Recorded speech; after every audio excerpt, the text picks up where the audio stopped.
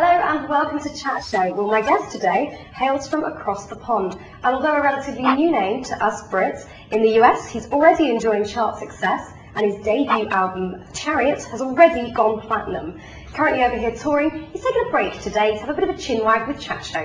So it's my pleasure to introduce to you Mr. Gavin degraw. Hi, Gavin. Hello. Hello. You're a bit tired, aren't you? I'm so tired. Yeah. But I'm going to chinwag with you for a while. Chinwag. Do you like yes, that word? I am. It's I like a very it. British word. It's excellent. Yes. Well, welcome to the UK. Thank you. It's only your second visit, isn't it?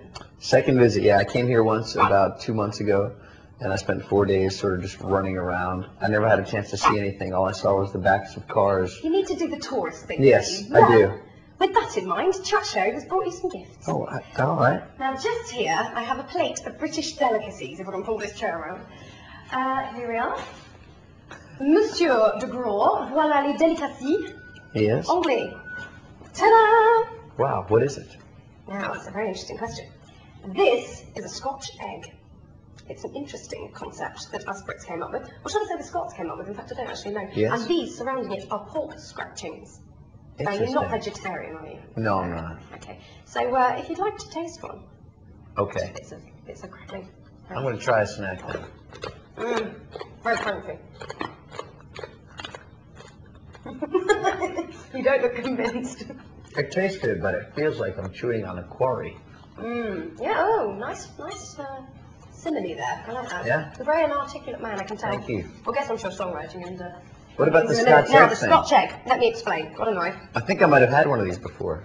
No. I'll be devastated if you have. But it didn't look like that. Would you like to try some? Of course I do. There we go. Just grab a half and have a bite. Okay. So it's pork meat, an egg in the middle. Okay. And But it's not warm. No, we have them cold. It's a salad thing. Really? I Okay, I'll think you try. can have them hot, actually. It just depends what you like. That's in the teeth.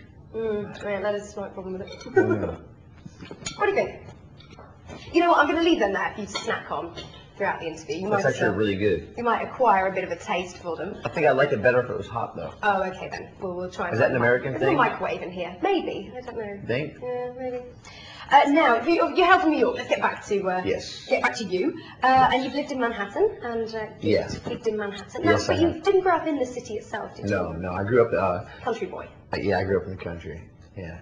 Now, it has been quite tough for you, hasn't it, gigging in New York before the fame hit? Yeah. You know, you had a pretty tough time. But I've read a bit about your gigging. What was the lowest point for you? Can you remember a real low point? Yeah, there were a lot of them. The lowest point, I was bellhopping at a hotel. Okay. Yes. And it was actually a British woman. Upset me. Oh God. And she insulted my intelligence, and she said that I had missed these elevators that were coming by, and she needed her luggage from downstairs.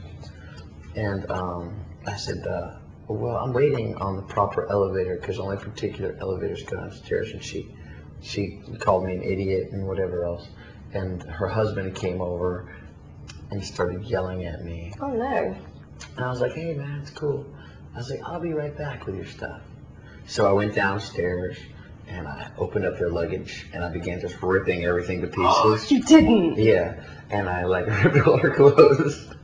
And then I found his briefcase and I broke it open and I like tore off all his paperwork.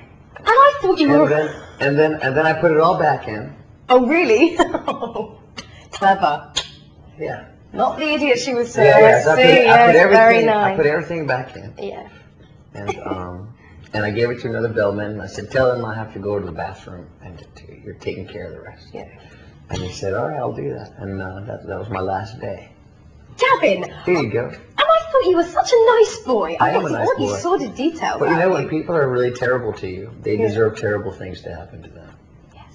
Okay. I really believe I think what goes around comes around, I think is the saying, isn't it? I think so. And I would like to help advance that process. Fair enough. Yes. Now, gigging Yes. is your big thing. I mean, you played live in Manhattan, especially for a long time. Mm-hmm. I want to know if you think that playing live is the best way to sort of better yourself as a musician. I think so.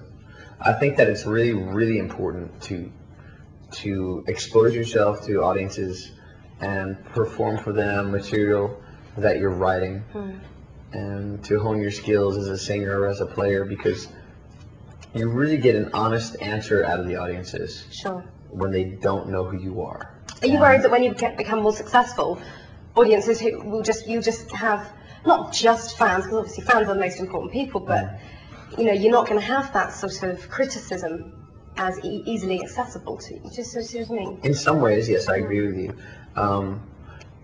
But I already have done so much of that sort of feeling out of audiences beforehand with so many songs, with several albums worth of songs, because I played for years before getting a record deal, so I have several years worth of material. So I feel very comfortable with the actual material, with the actual songs. Excellent. You know, so at this point I'm just sort of tweaking my performance of them. You know what I mean? Yeah, excellent. Right, well, I think that's what we've got time for in part one, Gav, but we do come back in part two, so I'm going to be chatting to Gavin a little bit more about his music and subjecting him to some more British cuisine, so don't go away. Ooh.